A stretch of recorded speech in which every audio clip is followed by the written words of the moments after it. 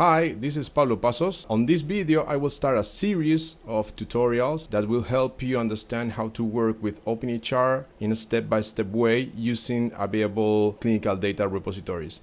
This is an update, an improved version of my previous tutorial about this. In the previous tutorial that was 3 years ago, I showed how to work with EHR Server and to follow a step-by-step guide on how to work with EHR Server that implements OpenEHR and how to load clinical models, how to load data, how to query data, and how to use the API in general, following the OpenHR standards and the OpenHR methodology.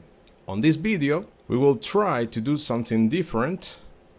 First, create clinical models. So this will be the archetypes and templates that we will use that will follow the OpenHR information model. And then we will use some available systems. We will use EHR-based, that is an OpenHR open source implementation. We will use the EHR server, that is my OpenHR implementation. We'll use EHR Escape from Better, that is another API that is available online. This is not open source, but the API test site is available. And we will use Atomic, is the sibling of the EHR server, is another implementation that I did that is not open source, kind of different from the EHR server in terms of design and features. The idea is not to actually compare the APIs or the tools, but to give you a broad idea on what you need to know to work with any OpenHR clinical data repository out there. So this is the first video of the series. On this video, we will focus on creating the clinical models. On the next videos, I will do a step-by-step of working with each implementation of OpenHR using the same clinical models. So for the clinical models, we need to know the requirements first. Since this is a test, a tutorial, I will tell you what the requirements are and I will create the archetypes and templates that we will need to actually work with all these tools. So here I have a folder and I will put all the resources I will create on each of these folders. So the first will be the clinical models. I will create 2 templates. Templates is kind of a clinical document in OpenHR.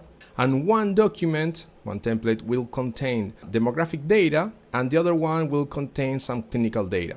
So first we need to open the Archetypator. This will be the Archetypator that you choose to use. There are several Archetypators available. There is one Archetypator that is actually named Archetypator that is created by Ocean. I will show you the site where you can find more tools. So OpenHR modeling tools. If you search for that, you will find this page. And here you can see that there is the Archetypator, the linker editor, the template designer. We will use this to create templates later. There's the archetype workbench, and then also there is the archetype designer. That is a tool that is a web tool. Yeah, you can use any of these to create archetypes. I will just use the Archetypator. I will open this. And first, I will create an archetype for the demographic data. This is not to store actual patient information and identifiers for the patient. It's just to store some data that is clinically relevant. So we will store just the sex of the patient and the date of birth of the patient. So we know the age of the patient in the EHR. Because the EHR is not the place to put information about where the patient lives, the identifier of the patient in the real world, like a national ID card or social security number. That shouldn't be in the EHR. So for this, we will create an admin entry there and we will put the name here, demographics. I will put just that name for the concept, and this will create an admin entry archetype. I will go directly to the definition, which is the structure of the data that we will use for this archetype.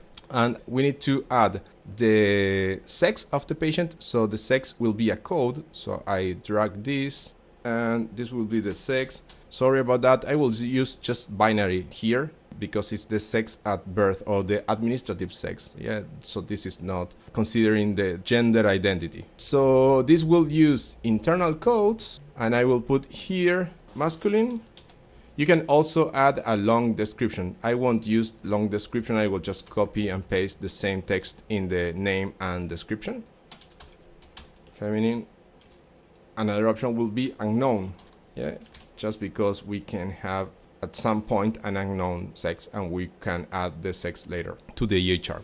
And I need also the date of birth, so I will drag and drop this date, this calendar here. So this will be date of birth. And I won't add any constraint to the date of birth. So we don't need this to be exactly a date. It could be date plus time, so I won't add any constraints. If we want to check what was created, I can go to display ADL, and this is the archetype definition language. And we can check 2 elements were created inside the administrative entry. We have the first element that will be the administrative sex. So we have here the codes. This is internal codes. And this is the other element for the date of birth. That could be a date or a date time. And below we have for each code the names and descriptions here. So that's enough for what our requirements are. We have a structure. We have some data constraints here about the codes, and that's it. That's all that we need. You can also do more things like fill the purpose, the use, misuse, copyright, references, etc. in the archetype information. So I can double click. You can fill all these fields here, but for this demonstration, this is not needed. I will save this in our folder. I will search here. And this will be OpenHR step by step, clinical models. I will share also all these files with you. I will create an article about this, and all these files will be available too. And in OpenHR, to be able to actually store information in an EHR, we need to create a composition that is kind of a clinical document, kind of a data structure, clinical record that is a single record in an EHR. So we need the composition to contain this archetype. So we need to create another archetype, because this archetype was for an entry, and composition can contain entry. And this will be composition and demographics, same name, just for simplicity. The same here, you can fill the purpose, the use, misuse, blah, blah, blah. We will go to definition directly, that is the internal structure. And here you can see the user interface is a little different because the composition structure is a little different. And here in definition, we define the internal structure. So in the composition, you have an attribute that is content that can contain sections or entries. We want to contain an entry here, or to define the containment of an entry, and this will be our entry that we just created. I will go to the plus button. This will create a slot that is a reference to an external archetype, and I can choose the type of that external archetype. That will be administrative entry or administration entry. This should be administrative. I think the text is wrong here. I can name this slot. I can say yes, and I will put here demographics. This is optional.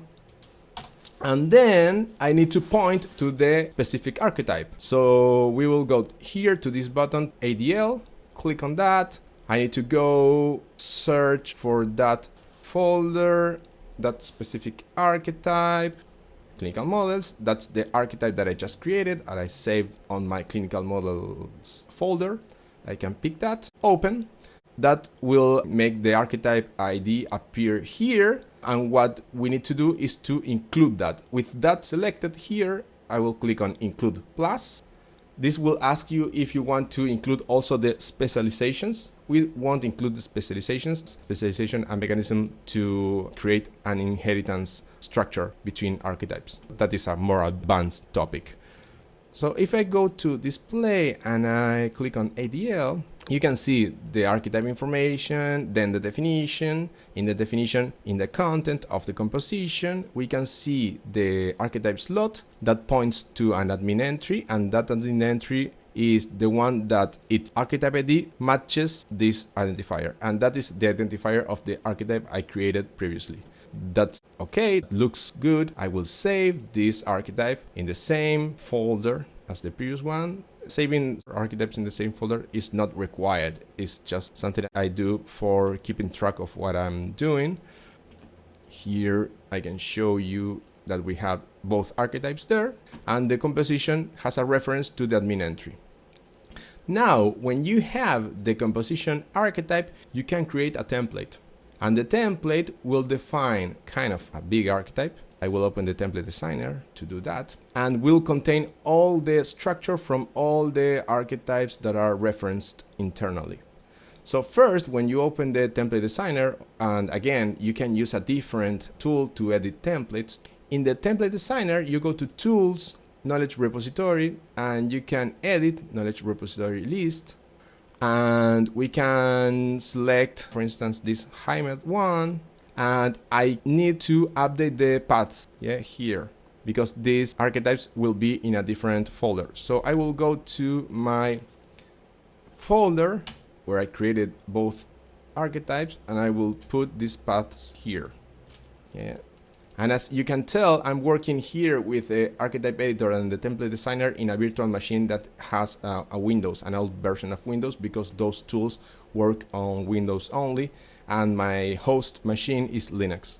So this is just referencing stuff in a different disk. This is my Linux disk. Here I can select the repository that I just configured there.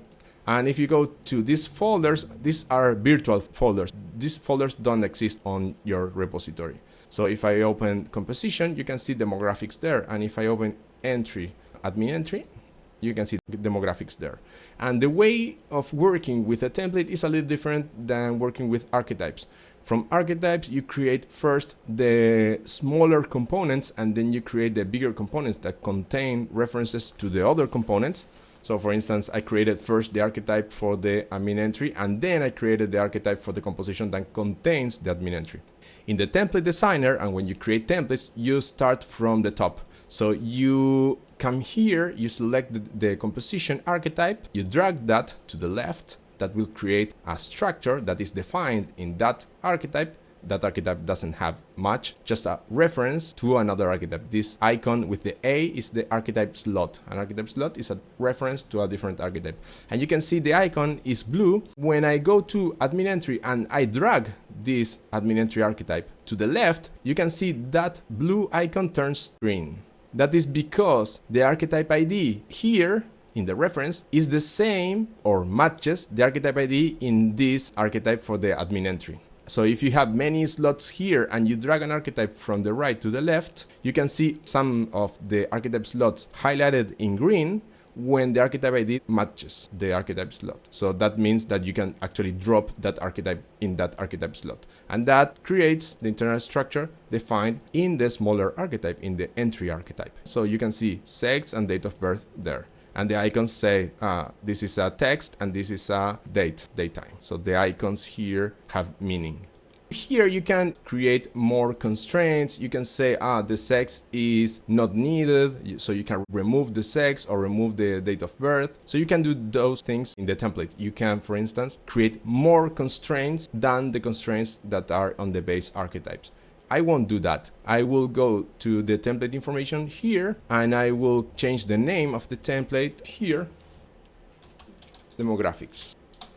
And I will save this template in our clinical models folder, and you will see that is creating another file that is the OET file. The OET is the source of the template. You can actually go back and edit that template if you double click that, and that will be opened in the template designer. Let's check what's inside. Inside, you can see a header information in the template, and then you can see the definition is composition that references the composition archetype by the archetype ID. And inside the content of that composition, you can see one admin entry that references this archetype by archetype ID. And this admin entry will be on the absolute path. This is content 800001 of the composition. Remember, everything in OpenHR is a tree, so the path is basically the location of this node in the tree defined by the composition. Right now, this is not so important. This will become important, all the paths, when we do data querying, because all data querying in OpenHR depends on these archetype paths.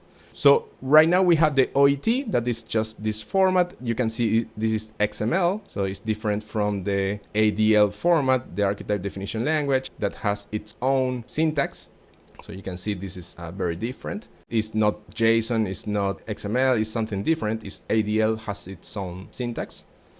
And then You can see that here we don't have any content. We have references to the archetypes. So we need to generate what it's called the operational template. The operational template is just a big archetype that contains all the information from the referenced archetypes. So we will do that from the template designer. With the information node selected, go to File, Export, Operational Template. We will choose the folder in which this should be exported. I will choose the folder that we are working on. That is on my host machine, step by step here, clinical models. And this will be demographics.opt. OPT is for operational template. This will export. This will take a while. If you have many archetypes and many references and the archetypes are big, this can take minutes to generate, because what the template designer does is it goes to the referenced archetype and then resolves all the archetype slots to the referenced archetypes. And that could have many levels of references and many levels of resolutions. So that can take a while. And if I refresh, we can see the OPT generated. And you can see the OPT has 14 kilobytes and the OET is 2 kilobytes. That means this is bigger, of course, but it's bigger because it contains all the information from all the archetypes. So you can see composition here, and this is the same that is defined in the composition archetype, all these constraints. And you can see also that this is XML, is not ADL. Yeah, so you can see everything here, and you can find, for instance, here one element. This is the element that is a coded text, and if you see the constraints here, you have 3 codes. These 3 codes are the sex options, so masculine, feminine, and unknown. And you can see here another element that is a datetime, and this is the date of birth. Yeah, and this is defined in the admin entry archetype, and this is inside the composition archetype. So you can see here we have all the information from all the archetypes referenced. So this is kind of a huge archetype with everything in it. And this OPT is the final file or definition, clinical model, that we will use in our clinical data repositories. So we'll put that on hold. And now, instead of creating our base archetypes, I will show you how to get existing archetypes, because sometimes you don't need to create all the archetypes that you will use in your operational templates. You might find existing archetypes, and to find existing archetypes we will use the CKM. This is the Clinical Knowledge Manager, that is our international repository of archetypes and templates. So for this second composition, I will create another composition, so this will generate another template. I want to represent some data about monitoring vital signs. So first I will search for vital signs, and I will search, for instance, for blood pressure. So here you can find resources, blood pressure, you hit enter. It's better if you search for these archetypes using English terms, because if you use, for instance, German or Spanish or whatever, it might not match because the archetypes might not be translated to that language. So for blood pressure, it will give you a lot of archetypes. Some will match partially, and you might find what you search if you scroll down. But on this case, I can see the archetype that I want here at the first result. So this is the observation for the blood pressure. Observation is because the blood pressure could be measured, so it's a measured value, so the observation entry is correct. And also you can see some details. So you can see, for instance, the header of the template. So you can check this first before choosing the archetype. You can see the purpose, the use, how this archetype should be used, how this archetype should not be used, some bibliographical references, etc., etc., etc., and the definition of the concept. So based on this, you can check, you can evaluate if this archetype is what you're looking for, is for the information that you want to record. So in my case, it is. So without reading this, so I don't need to read this. And this purpose, use, misuse, is the same information that I told you that you can fill when you are working with the archetype editor. When you go to header, You can fill that information here. So that is information that is very useful when you share archetypes. So for a real case of clinical modeling, you should fill all these fields. Yeah. But for our test, we don't need to fill those fields. So I know this is the archetype I want. So you can double check if all the information is there. So you can check the internal data structure. But since this I know is the archetype that I need, I will go directly to export archetype, and this will just download the archetype, and I will download the ADL version. Yeah, you can download the XML version, but I will download the ADL. And I will store this in our folder. So I will go to OpenHR. This is on desktop. I have a lot of folders, sorry about that. Step by step, clinical models, I will add that there. So for monitoring vital signs, I want blood pressure, I want heart rate. Heart rate is another archetype here. I can search for it again, or I can go directly to the left menu, to the observation classification here, and this is the observation entries, and I know all vital signs will be observations. You can go here and you can say, blood pressure is here. That is the archetype that I just downloaded. You can check here, for instance, body temperature.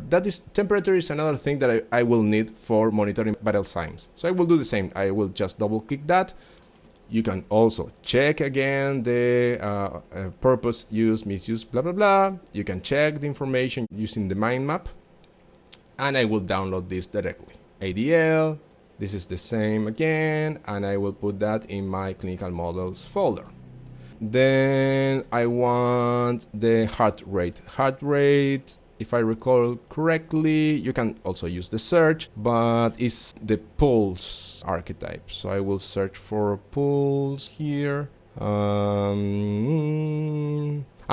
Pulse oximetry is another. This is for the saturation of oxygen. That's another vital sign that I will need for the monitoring. So I will download that. I will go again to export ADL, download, okay. And this one, respiration, is this is the respiration rate. So this is how many times you breathe per minute. So this also is needed for the vital signs monitoring. And what is missing is the heart rate. I just saw that one too here. Pulse, heart rate, or heartbeat. This is the one that was missing. So again, I will open that, download that. Yeah. So now we have a bunch of new archetypes here, and you can have cases where you might need to create some archetypes from scratch yourself and use some existing archetypes. So maybe you can mix these two cases. And for this, what I need to do is to create the composition that will contain these vital signs archetypes. So I will go back to my virtual machine. I will go back to the archetype editor. I will create a new archetype. I will choose composition. This will be vital signs monitoring. That's correct. Again, you need to enter all the purpose, use, misuse, blah, blah, blah. I won't do that. Then we will need to create the references to our archetypes. So I will create a slot for an observation. I will name this, and this will be blood pressure. I need to resolve the archetype slot. So I will go to... I'm not sure if these archetypes are right. So I will just go and pick the ones that I want from my folder. So I will go here, clinical models, and this will be blood pressure. Include that one without specializations. And I will do that quickly for the rest. So we have, let's recap. We have blood pressure, we have temperature there. So I will add a slot for observation. Temperature, I will go and search for that one. And this will be body temperature, this one. I will include that without specializations.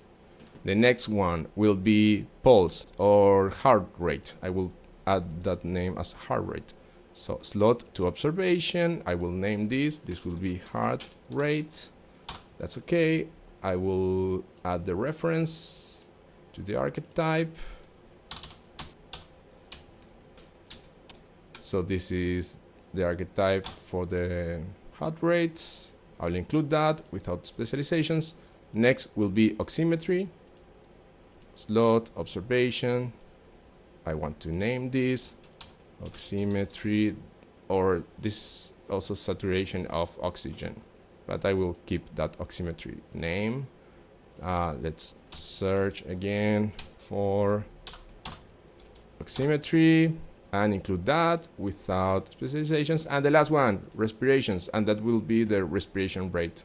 So I will add the breathing rate. Observation, names the slots, respiration rate. I will do that. I will search for that. Respiration here, include, and we are done.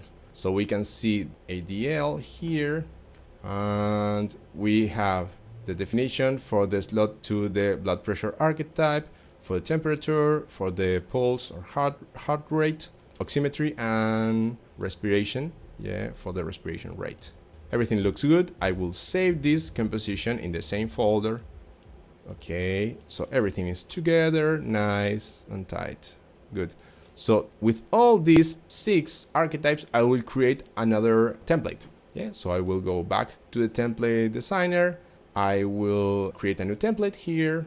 I will name that template. I know that will be vital signs monitoring.